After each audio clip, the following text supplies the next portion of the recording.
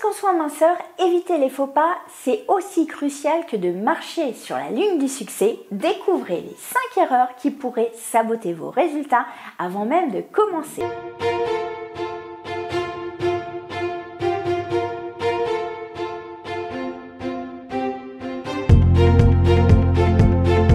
Parce que parfois, savoir ce qu'il ne faut pas faire est tout aussi crucial que de connaître les meilleures pratiques. Allez, prépare-toi à découvrir ces 5 erreurs capitales à éviter pour garantir des résultats époustouflants à tes clientes. Première erreur, négliger la consultation initiale. Imaginez commencer une séance de soins sans savoir si ta cliente est allergique à certains produits, sans connaître ses objectifs spécifiques. C'est un peu comme essayer de naviguer sans une boussole, n'est-ce pas? La consultation initiale, le bilan, le diagnostic, l'anamnèse comme tu veux l'appeler, est le moment clé pour établir un lien de confiance, de comprendre les besoins uniques de chaque cliente et personnaliser ton approche.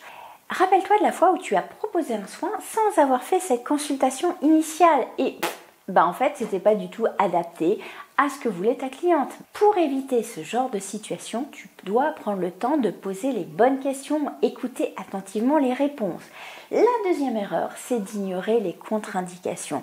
Je ne te le dirai jamais assez, connaître et respecter les contre-indications est fondamental. Ignorer cette règle peut non seulement nuire à l'efficacité de ton soin, mais aussi dans le pire des cas mettre en danger la santé de tes clientes et ta sécurité. Attention, on est dans une société procédurière. Imagine que tu appliques un traitement intensif sur une peau sensible ou réactive, c'est une catastrophe assurée. Pour rester sur la voie sécuritaire, tiens-toi toujours informé des dernières recherches et de la législation en cours. Erreur numéro 3, sous-estimer l'importance de la formation continue. Je ne le dirai jamais assez, la formation continue est ton meilleur allié pour rester à la pointe de la technologie, des techniques, des soins minceurs, du manuel, de l'accompagnement. Ne pas se former, c'est un peu comme essayer de couper des légumes avec un couteau émoussé. Non seulement c'est inefficace, mais c'est aussi dangereux. Rappelle-toi de toutes les vidéos virales que tu peux voir où quelqu'un tente d'utiliser un appareil sans savoir vraiment comment l'utiliser. C'est vraiment pas joli et pour éviter de devenir la risée d'internet ou même de tes clientes, ou pire causer des dégâts, investis dans les formations. Quatrième erreur, oublier le suivi et l'adaptabilité des soins. Un suivi régulier, une adaptation des soins en fonction des progrès de ta cliente, des réactions de son corps est essentiel. C'est comme suivre une recette à la lettre sans goûter au plat en cours de préparation. Comment savoir si c'est vraiment délicieux, assaisonné à point? Bref, ne te contente pas d'une routine standard pour tous. Chaque personne est unique, sois attentive au retour de tes clientes et ajuste tes soins en conséquence. Et cinquième erreur, ne pas intégrer une approche holistique.